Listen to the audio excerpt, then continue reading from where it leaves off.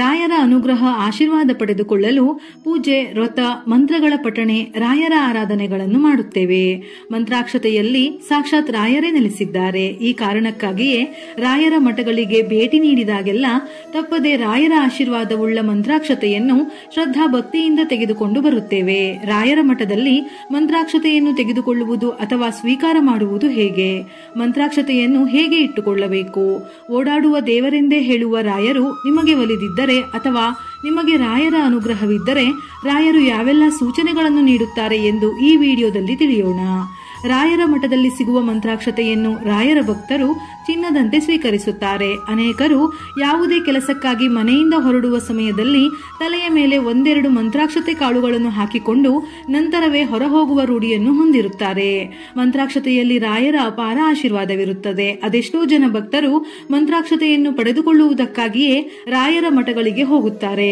ಕೆಲವು ಕಡೆ ನಾವು ಮಂತ್ರಾಕ್ಷತೆಗಳು ನೆಲದ ಮೇಲೆ ಬಿದ್ದಿರುವುದನ್ನು, ಅದನ್ನೇ ತುಳಿದುಕೊಂಡು ಓಡಾಡುವುದನ್ನು ಗಮನಿಸುತ್ತೇವೆ. ಇದು ರಾಯರ ಆಶೀರ್ವಾದವುಳ್ಳ ಅಕ್ಷತೆ. ಅದನ್ನು ಕಾಲಿನಲ್ಲಿ ತುಳಿಯುವುದು, ಎಲ್ಲೆಂದರಲ್ಲಿ ಎಸೆಯುವುದು ಶ್ರೇಯಸ್ಕರವಲ್ಲ.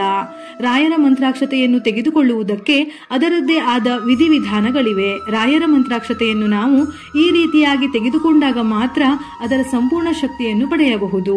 ಮಂತ್ರಾಕ್ಷತೆಯನ್ನು ಈ ರೀತಿಯಾಗಿ ಇಟ್ಟುಕೊಳ್ಳಿ. ರಾಯರ ಮಠದಿಂದ ಬಂದ ನಂತರ ಮಂತ್ರಾಕ್ಷತೆಯನ್ನು 3 ಭಾಗಗಳಾಗಿ ಮಾಡಿ ಒಂದು ಭಾಗವನ್ನು ದೇವರ ಮನೆಯಲ್ಲಿ ಯಾರು ಸ್ಪರ್ಶಿಸದಂತೆ ಇಟ್ಟುಕೊಳ್ಳಬೇಕು. ಎರಡನೇ ಭಾಗವನ್ನು ಒಂದು ಡಬ್ಬದಲ್ಲಿ ಹಾಕಿಟ್ಟುಕೊಂಡು ಇದನ್ನು ಪ್ರತಿನಿತ್ಯ ತುಳಸಿಯೊಂದಿಗೆ ಪೂಜಿಸಬೇಕು. ಈ ಡಬ್ಬಕ್ಕೆ ಮುಚ್ಚಳವನ್ನು ಹಾಕಿ ಮುಚ್ಚಿಡಬಾರದು.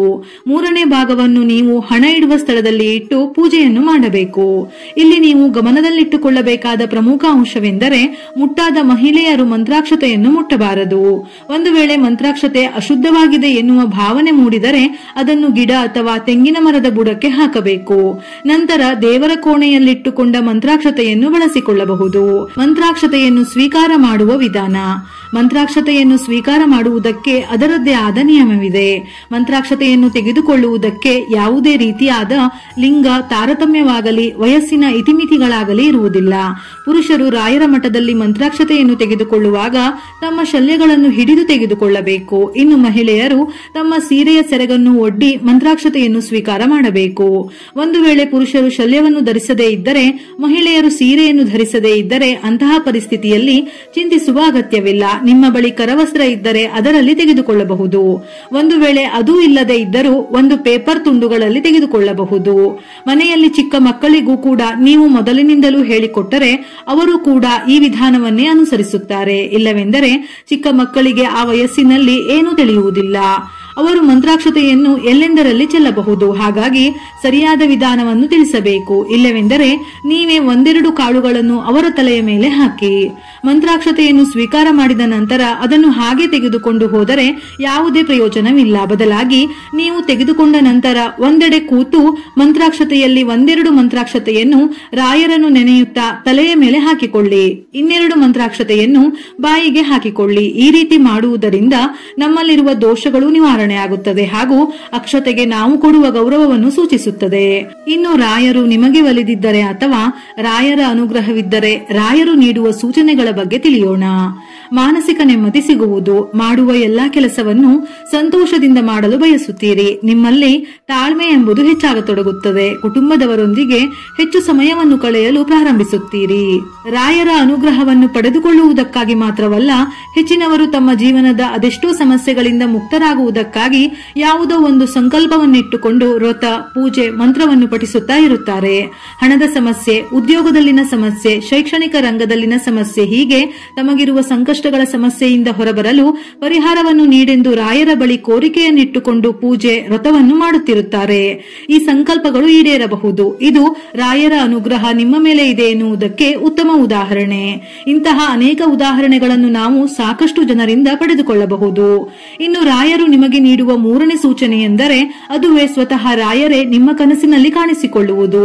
ನೀವು ರಾಯರ ಸೇವೆಯನ್ನು ಮಾಡುತ್ತಿದ್ದರೆ, ರಾಯರನ್ನು ನೆನೆದು ಯಾವುದೇ ವ್ರತವನ್ನು ಮಾಡುತ್ತಿದ್ದರೆ ಅಂತಹ ಸಮಯದಲ್ಲಿ ರಾಯರು ಖಾವಿ ಬಟ್ಟೆಯನ್ನು ತೊಟ್ಟು ಸನ್ಯಾಸಿಯ ರೂಪದಲ್ಲಿ ನಿಮ್ಮ ಕನಸಿನಲ್ಲಿ ಕಾಣಿಸಿಕೊಳ್ಳುತ್ತಾರೆ. ಇನ್ನು ಕಾಮಧೇನು ರೂಪದಲ್ಲಿ, ವೃದ್ಧರ ರೂಪದಲ್ಲಿ ಅಥವಾ ಹಯಗ್ರೀವ ಅಂದರೆ ಬಿಳಿ ಬಣ್ಣದ ಕುದುರೆ, ಆನೆ ನಿಮ್ಮ ಕನಸಿನಲ್ಲಿ ಕಾಣಿಸಿಕೊಳ್ಳುವುದು, ಇವೆಲ್ಲಾ ಸೂಚನೆಗಳು ರಾಯರು ನಿಮ್ಮೊಂದಿಗೆ ಇದ್ದಾರೆ, ನಿಮಗೆ ಅವರ ವಿಶೇಷ ಅನುಗ್ರಹ ದೊರೆಯುತ್ತದೆ ಮಳೆಯಾಗದೆ ಎನ್ನುವ ಸೂಚನೆಯನ್ನು ನೀಡುತ್ತಾರೆ.